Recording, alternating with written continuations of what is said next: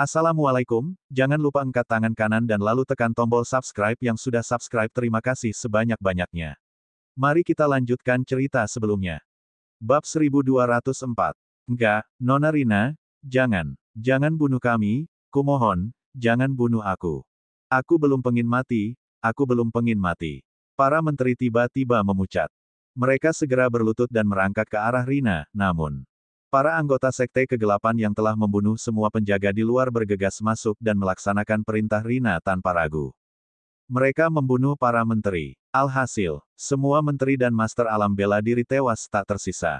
Ayo, pergi. Rina melambaikan tangan, mengukir nama Sekte Kegelapan sekali lagi dengan darah di lobi hotel, kemudian memakai topeng dan memimpin anggotanya pergi. Tap, tap, tap. Sesampainya di depan pintu hotel, sekelompok orang datang. Orang yang memimpin adalah pria tua dengan alis dan jenggot putih serta berwajah muram. Ialah Sanu, leluhur keluarga Yadira. Dalam operasi kali ini, keluarga Yadira membawa 2 orang master. Setelah Yansen terbunuh oleh Rina, sisanya lekas berteriak meminta bantuan pada keluarga Yadira. Mereka mengatakan bahwa Sekte Kegelapan sangat hebat dan mungkin bukanlah lawan yang sepadan. Itulah sebabnya, hal ini terjadi. Ketua Sekte Kegelapan. Sanu melihat Rina mengenakan topeng berada di barisan depan, jadi dia menganggap bahwa Rina adalah ketua Sekte Kegelapan. Dia memicingkan mata saat memandang Rina, lalu dia melirik ke arah aula hotel. Begitu melihatnya, wajahnya seketika memucat. Di sana, mayat-mayat bergelimpangan dan darah mengalir deras sehingga merembes keluar dari pintu hotel, memancarkan energi darah yang kuat. Hasrat membunuhnya kuat sekali. Kendatipun Sanu telah menghadapi berbagai peristiwa besar, dia diam-diam merasa cemas. Wajahnya terlihat serius dan suaranya tegas. Ketua Sekte Kegelapan, kamu telah membantai para menteri istana dan membuat Serenara menjadi kacau. Hari ini kamu nggak bakal lepas begitu aja. Sanu terangkat ke udara segagak elang yang melintasi langit, kemudian melesat ke arah Rina dengan cepat. Telapak tangannya yang keriput dan kering tiba-tiba berubah menjadi cakar tajam, melengkung ke arah kepala Rina. Sebelum dia mendekat, Rina mendatangkan gelombang energi. 2 pohon yang menghiasi pintu masuk hotel langsung merunduk. Angin berembus kencang disertai hasrat membunuh yang kuat. Ini semua adalah tekad Sanu untuk menangkap ketua Sekte Kegelapan. Meskipun Rina baru saja berada dalam pertempuran sengit, dia tidak menunjukkan rasa takut sedikit pun saat menghadapi master hebat dari dunia bela diri kuno yang telah diakui lama. Hanya karena, setelah menyerap banyak energi darah, kekuatan yang disalurkan oleh pedang darah iblis jadi lebih kuat dan melimpah, meningkatkan kekuatan dan kepercayaan diri Rina. Sambil berseru Rina membubung dengan anggun seperti peri di langit. Akan tetapi, pedang darah iblis di tangannya bersinar terang, mengganggu keindahan pemandangan itu. Merasakan energi jahat yang kuat dari pedang darah iblis, bahkan Sanu pun merasa terkejut. Dia mulai berhati-hati sepenuhnya agar tidak terjebak dalam kesulitan. Duar sesaat kemudian, keduanya bertabrakan di udara, lebih tepatnya, itu adalah tabrakan antara energi Sanu dan sinar dari pedang darah iblis di tangan Rina. Mereka berdua mengerang hampir bersamaan, lalu mendarat di tanah dengan masing-masing mundur beberapa langkah. Adegan ini membuat semua orang tercengang. Sebagai anggota keluarga Yadira, tentu saja mereka tahu kehebatan leluhur. Akan tetapi, ketua Sekte Kegelapan rupanya mampu mengimbanginya. Kekuatannya benar-benar mengerikan. Manggala dan para master dari Sekte Kegelapan juga kaget.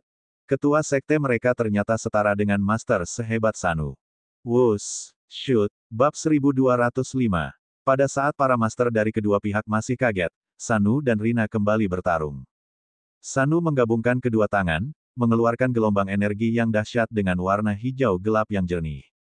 Rina terus mengayunkan pedang darah iblis. Dia menyerang dari bawah ke atas, memotong, dan membelah, menghasilkan serangan-serangan yang beragam dan membingungkan disertai sinar menyilaukan yang menyebar di langit.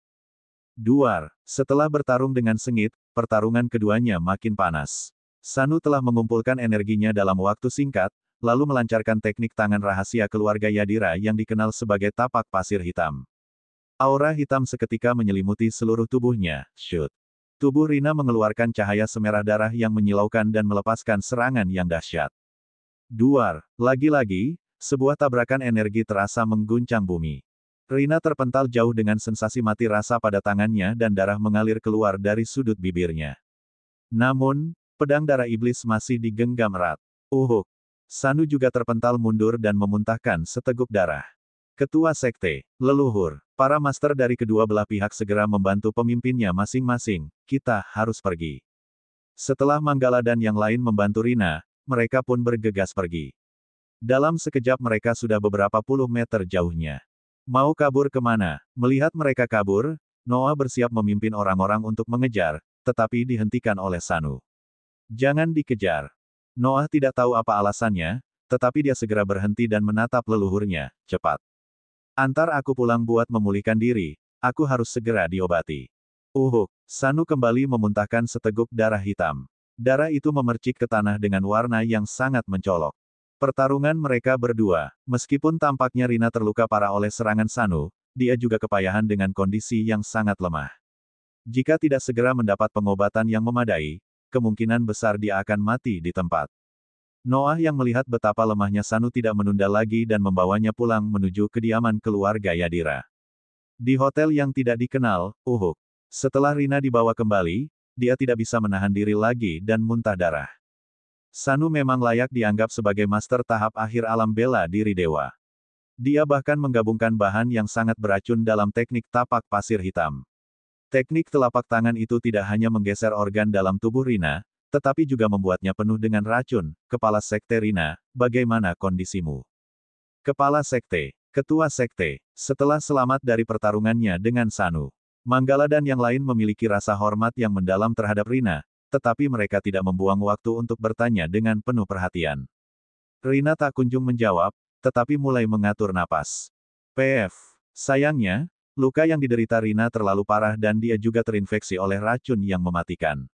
Baru saja memulai perjalanan, dia kembali memuntahkan darah, bahkan kali ini berwarna hitam pekat, menunjukkan gejala keracunan yang serius. Leluhur keluarga Yadira benar-benar hebat. Kekuatan telapak tangannya sangat kuat dan mengandung racun. Rina menghela napas dengan ketakutan yang masih tersisa, sorot matanya terlihat serius. Mustahil baginya untuk mengeluarkan racun dan memulihkan diri sepenuhnya dengan usaha sendiri. Kepala Sekte, Manggala yang melihat luka Rina merasa ragu-ragu untuk bicara, tetapi akhirnya dia berkata, bagaimana jika kita beritahu Pak Yuda? Dengan kekuatan dan caranya, pasti. Diam. Sebelum Manggala menyelesaikan ucapannya, Rina sudah lebih dulu menyelanya dengan tegas. Ini adalah rahasia kita, jangan sampai guru tahu. Siapapun yang membocorkan bakal mati. Aura membunuh yang tajam mendadak menyelimuti sekitar. Manggala terkejut dan tidak berani menyebut nama pria tua itu lagi. Setelah itu, Manggala hanya menyarankan tanpa daya. Kepala Sekte, mungkin ada orang lain yang punya cara buat menyembuhkanmu. Rina seketika memicingkan mata dan bertanya, siapa orangnya? Bab 1206. Beliau ini, begitu membicarakan orang itu, raut wajah Manggala langsung berubah menjadi serius. Tampaknya, dia sangat mengagumi orang itu. Keahlian medisnya luar biasa. Dia menguasai ilmu pengobatan dengan sempurna, bahkan mampu meramalkan hidup dan mati. Dia dijuluki sebagai Dokter Dewi dari Serenara. Dokter Dewi pertama di Serenara. Gelar ini memang sangat terkenal. Rina masih tampak belum mengerti. Dia menatap Manggala dengan penuh tanda tanya, Dokter Dewi yang pertama di Serenara, bukankah suami saya yang memenangkan kompetisi di konferensi kedokteran beberapa waktu lalu? Meskipun pada akhirnya dia memberikan gelar itu kepada saya, tetap saja tak mengurangi keahlian medisnya yang sebenarnya. Mendengar ucapan Rina, Manggala tersenyum tipis. Kemudian, dia mulai menjelaskan lagi.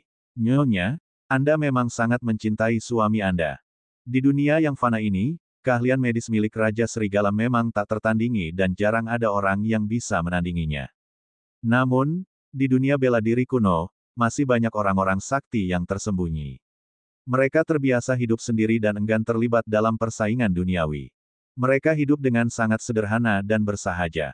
Mereka memiliki wawasan yang luas dan sangat rendah hati. Mereka hebat dan tidak perlu membuktikannya pada siapapun. Saya ingin tahu siapa Dokter Dewi di Serenara. Manusia macam apa yang memiliki kekuatan medis sehebat ini? Rina mendengarkan penjelasan Manggala dengan seksama. Hari ini, dengan bantuan pedang darah iblis, kekuatan Rina di dunia bela diri kuno sudah berada di puncak. Meskipun bukan yang terbaik, tetapi sudah cukup untuk menghadapi seseorang. Rina memang tak pernah tahu tentang gosip dan isu terkini.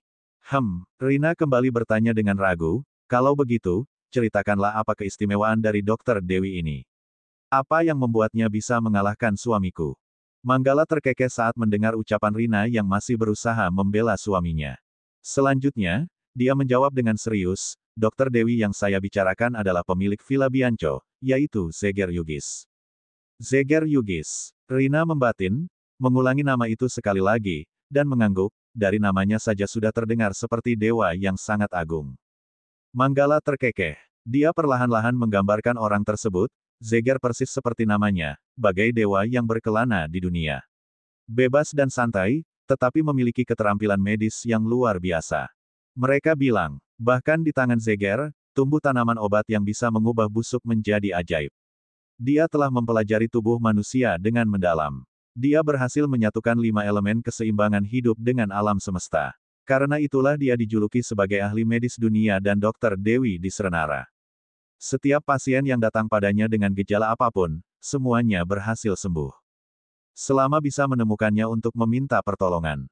Manggala jelas terlihat sangat kagum dengan orang itu, luka dan racun bukanlah masalah yang besar. Rina tampak memikirkan sesuatu, tetapi dia langsung menggelengkan kepalanya. Manggala terkejut dengan reaksi Rina, Nyonya, apa Anda nggak percaya? Bukan begitu. Rina menghela napasnya, sekarang adalah saat yang penting untuk melaksanakan rencana. Kekuatan bela diri kuno bisa kapan saja kembali untuk menyerang. Kita nggak boleh mengungkapkan identitas kita begitu saja.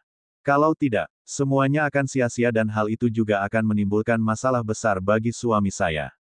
Manggala melihat bahwa Rina tetap teguh dengan keputusannya. Setelah itu, setelah beristirahat sejenak, Rina mengobati cederanya, lalu diam-diam naik pesawat kembali ke kota Senggigi. Rina terkejut ketika Sinta datang menjemputnya di bandara. Rina, bagaimana keadaan di sana? Tanya Sinta dengan antusias. Menteri-menteri yang ingin melawan suamiku. Meskipun nada bicara Rina terdengar sangat datar, tetapi ucapannya sangat mengerikan, aku sudah membunuh semuanya. Semua sudah dibunuh. Sinta seketika bergidik ngeri. Bab 1207. Entah sejak kapan, sahabat yang dulu selalu berbagi cerita kini menjadi begitu kejam dan haus akan darah. Hal ini membuat Sinta ngeri sekaligus bingung. Tiba-tiba, Rina melenguh.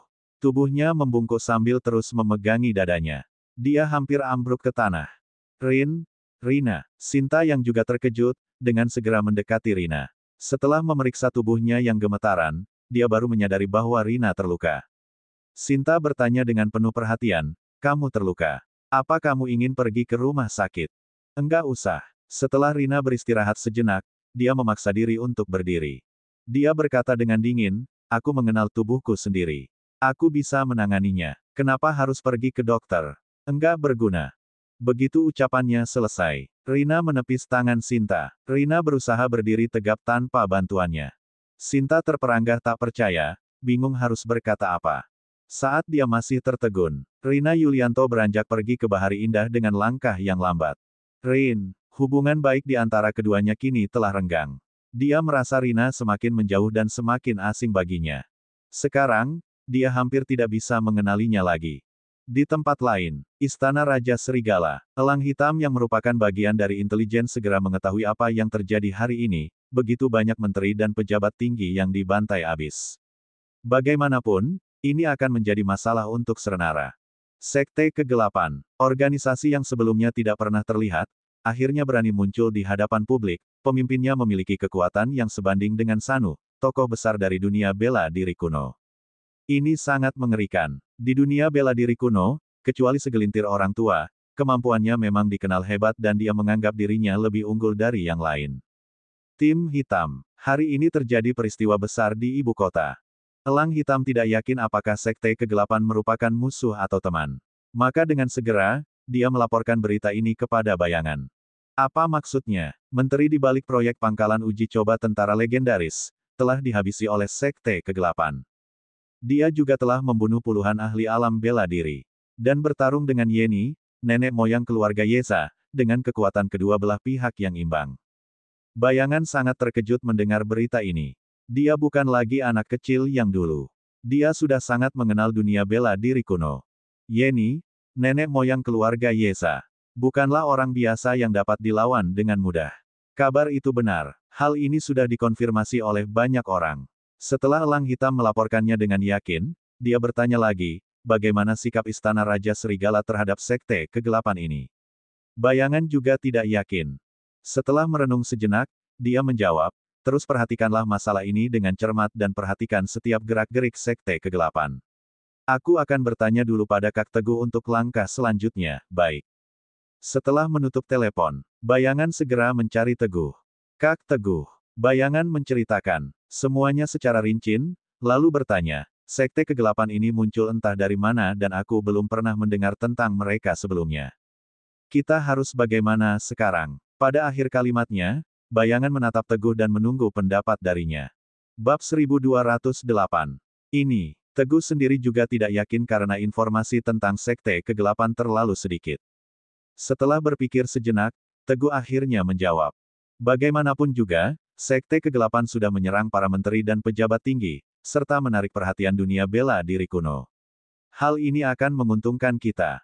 Tentang bagaimana cara menghadapinya, ini tidak mendesak. Tugas utama kita masih ramuan obat di pelelangan besok. Bayangan mengangguk. Ramuan obat itu lebih penting karena terkait dengan pemulihan kekuatan Teguh.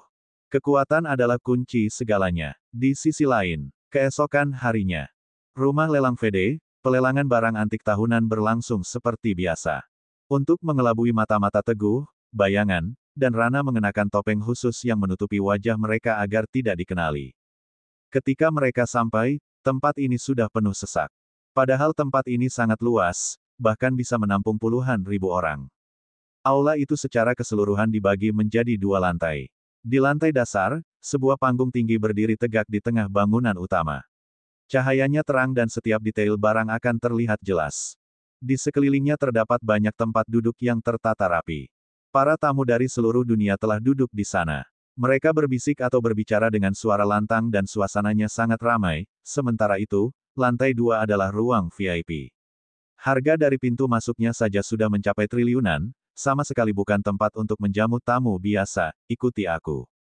Rana sangat mengenal tempat ini. Sesampainya di dalam bak rumah sendiri, Teguh dan Bayangan menyusuri tempat itu untuk bergegas ke ruangan VIP yang telah dia pesan sebelumnya. Ah, tepat pada saat itu, Rana yang berjalan di depan gemetar secara tiba-tiba dan mulai merintih kesakitan. Hal itu membuat wajahnya memerah sampai ke leher. Melihat situasi tersebut, Teguh dan Bayangan segera berlari menghampirinya. Nona Rana, aku tidak menyentuhmu, mengapa kamu bereaksi seperti itu? Seseorang berbadan gemuk dengan perut buncit menatap Rana dengan tajam dan berbicara dengan bibir yang berminyak. Kamu ini. Rana terlihat sangat marah. Dadanya naik turun dengan tidak teratur dan dia menunjuk ke arah si gendut dengan badan gemetar tak henti-hentinya. Bajingan mesum, kau cabul. Bajingan. Si pria gemuk alih-alih merasa malu, dia malah bangga. Mendengar julukan itu, lalu berkata dengan senang, ah, Nona cantik. Tatapanmu yang tajam langsung menembus ke lubuk hatiku. Seolah, saya telanjang bulat seperti tak memakai baju sama sekali. Hebat, Anda sangat hebat. Rana tidak terima dengan ucapan itu. Dia hanya menatap sebal ke arah pria gemuk dan bersiap-siap untuk pergi. Hei cantik, tunggu dulu dong. Pria gemuk itu menghentikan Rana dan berkata dengan ekspresi mesum, aku belum menunjukkan aksiku kepadamu. Bagaimana kalau kita pergi ke ruangan sebelah dan aku akan membuatmu terpukau? Bagaimana bisa bajingan seperti ini masuk ke tempat ini? Sambil berbicara, pria gemuk itu terus menggoyangkan perut buncitnya dan berusaha menggoda Rana. Sebagai adik perempuan dari raja, Rana memiliki posisi yang terhormat dan tidak ada yang berani berbicara kurang ajar padanya. Oleh karena itu, dia sangat marah dengan perlakuan pria gendut ini. Bagaimanapun, melihat Rana yang semakin marah, pria gendut ini malah terlihat semakin bangga dan melanjutkan ucapan kotornya. Tapi kali ini, sebelum sempat bicara, lehernya sudah dicekik oleh seseorang, Bayangan datang dari arah belakang dengan emosi yang membara. Dasar bajingan, kamu enggak punya kaca, iya. Beraninya kamu berkata kurang ajar. Setelah sekian lama, Bayangan akhirnya jatuh cinta pada seorang gadis. Namun di sini, gadis yang dia sukai malah dipermalukan oleh bajingan gendut seperti ini. Setelah puas memakinya, Bayangan melampiaskan amarahnya lewat pukulannya. Buak, baf, brak, bam, berbagai macam tendangan dan pukulan dia layangkan.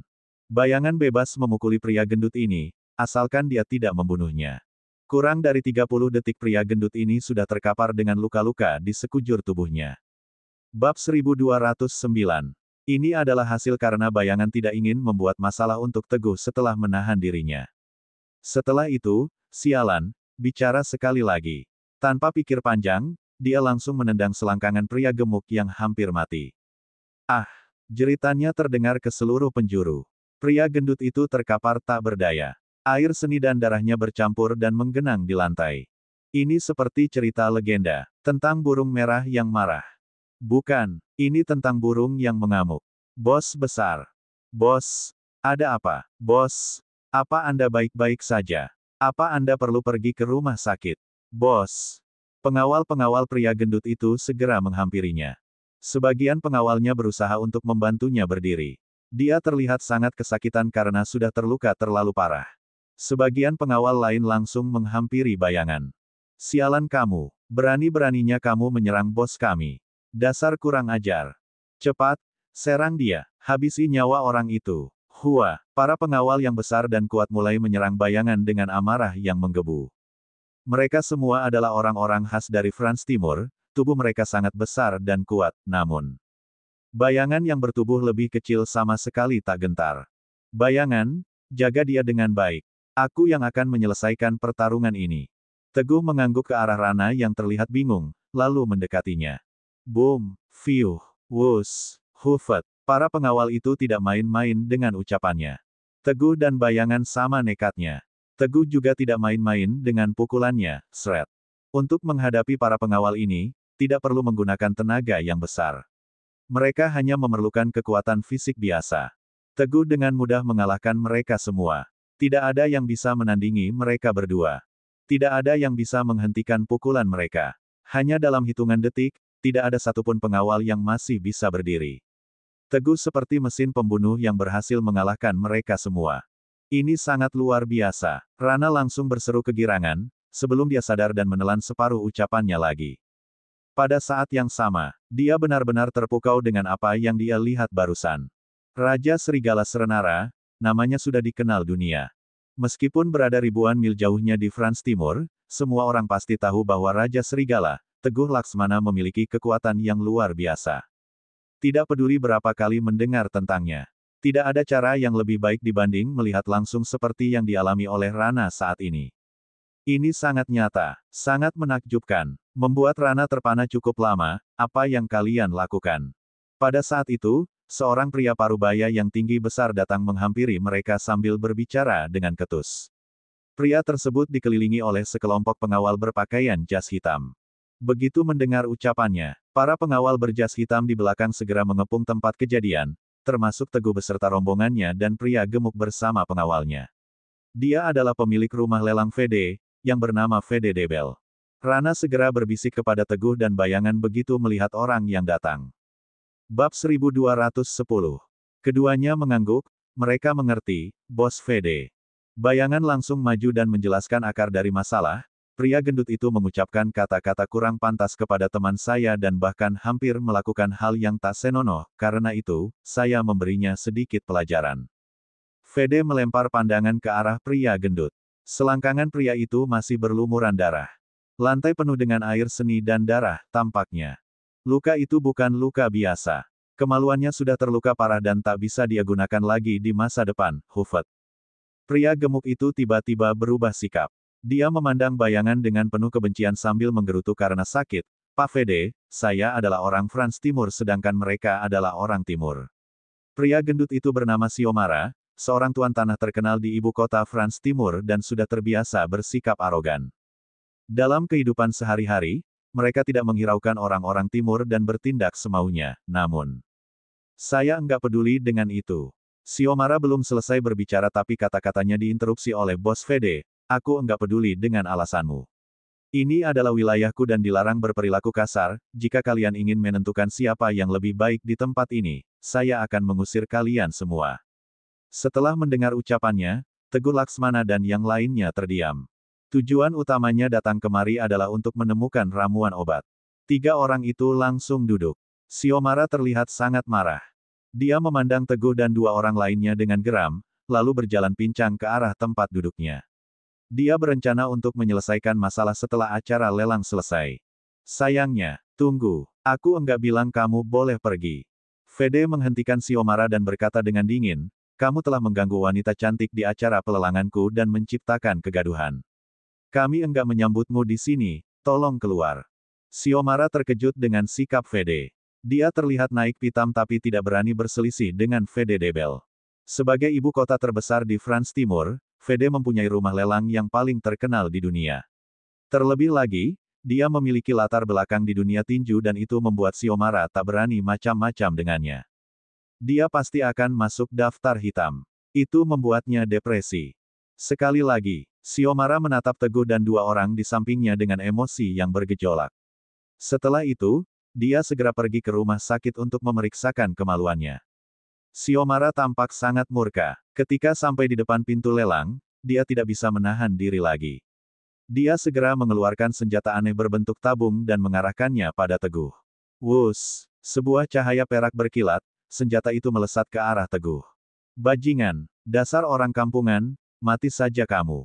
Xiomara menatap dengan sorot mata penuh dendam sambil tersenyum licik, namun detik berikutnya, Xiomara dibuat kaget. Dia melihat, Teguh seolah-olah memiliki mata di belakangnya. Secepat kilat, dia mengulurkan tangan kanannya dan menangkap jarum perak itu dengan tangan kosong.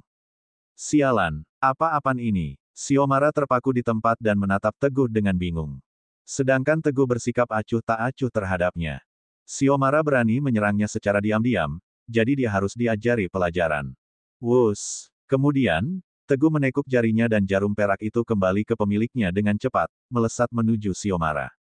Xiomara melihat jarum itu memantul berbalik ke arahnya. Orang serenara ini benar-benar memiliki kemampuan yang luar biasa. Dia menghindari jarum itu dengan segera dan berlari secepat yang dia bisa. Bab 1211. Sayangnya, kecepatan senjata itu tidak sebanding dengan kecepatannya berlari. Baru saja dia menjauh beberapa meter, Xiomara merasa ada yang menusuk bokongnya. Jarum perak itu menikam dari arah belakang hingga tembus ke bagian kemaluannya. Terlebih lagi, racun dari jarum tersebut langsung menyebar. Rasanya, mantap sekali. Ah! Teriakan Xiomara sekali lagi menggema ke segala penjuru. Dalam waktu singkat, Xiomara kembali menutupi bagian selangkangannya dan merangkak di atas tanah. Dia menahan sakit yang luar biasa sampai-sampai keringatnya bercucuran tiada henti. Cepat! Cepat bawa aku ke rumah sakit. Xiomara sangat lemah, tetapi dia masih bisa mengomel sebelum akhirnya pingsan. Para pengawalnya segera membawanya ke rumah sakit terdekat. Ruang VIP kelas 1 di lantai 2. Orang-orang di dalam ruangan itu mendengar keributan di bawah dan menonton dengan jelas pertarungan antara Teguh dan Xiomara. Hingga akhirnya Xiomara yang kalah.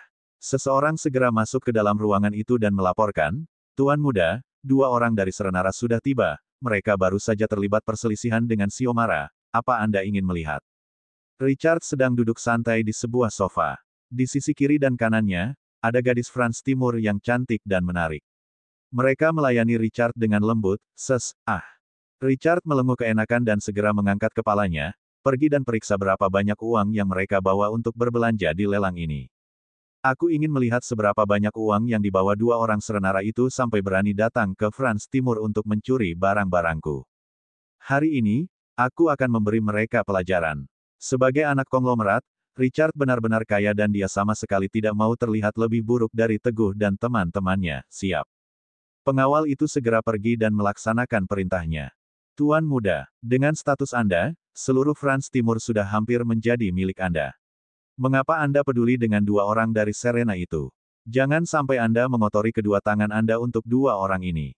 Itu benar, Tuan Muda. Orang-orang Serenara ini sama sekali enggak penting. Kenapa aku harus repot memikirkan kedatangan mereka? Lebih baik aku menghabiskan malam bersama dua perempuan cantik dan menikmati momen panas yang indah. Dua gadis dari France Timur berbicara dengan manja, membuat orang sulit untuk memalingkan wajahnya. Jangan khawatir, Richard dengan lihai membelai kedua gadis cantik itu dan tersenyum puas. Malam ini, aku pasti akan membuat kalian berdua tunduk padaku. Sungguhan, jadi takut. Seketika, ruangan itu dipenuhi lenguhan suara merdu dua gadis cantik itu. Krek, pada saat yang sama, Pengawal yang tadi masuk kembali sambil membawa kartu kreditnya. Dia menghampiri Richard dan melapor, "Tuan muda, saya telah memeriksa dengan teliti. Kedua orang timur itu menggunakan kartu bank Serenara dan hanya ada 10 triliun franc di dalamnya." 10 triliun. Uang sebanyak itu termasuk nominal yang cukup besar. Bagi Richard, nominal itu bukanlah apa-apa dan tidak menarik perhatiannya sama sekali. Hanya 10 triliun. Richard dengan angkuh tersenyum, "Kita tunggu saja, pertunjukan yang bagus akan segera dimulai." Setelah itu, cahaya di ruang lelang tiba-tiba meredup, beberapa sorotan lampu yang terang turun dari atas panggung menerangi meja-meja lelang, dan setiap detail barang-barangnya terlihat jelas. Tempat pelelangan yang ramai tiba-tiba menjadi hening. Semua orang langsung mengerti, acara lelang akan segera dimulai. Hadirin semuanya, seorang wanita cantik dari France Timur dengan bentuk tubuh yang indah berjalan ke atas panggung sambil sedikit berlenggak-lenggok. Dia tersenyum ke seluruh penjuru ruangan sambil mengumumkan, "Lelang resmi dibuka." Cerita bersambung.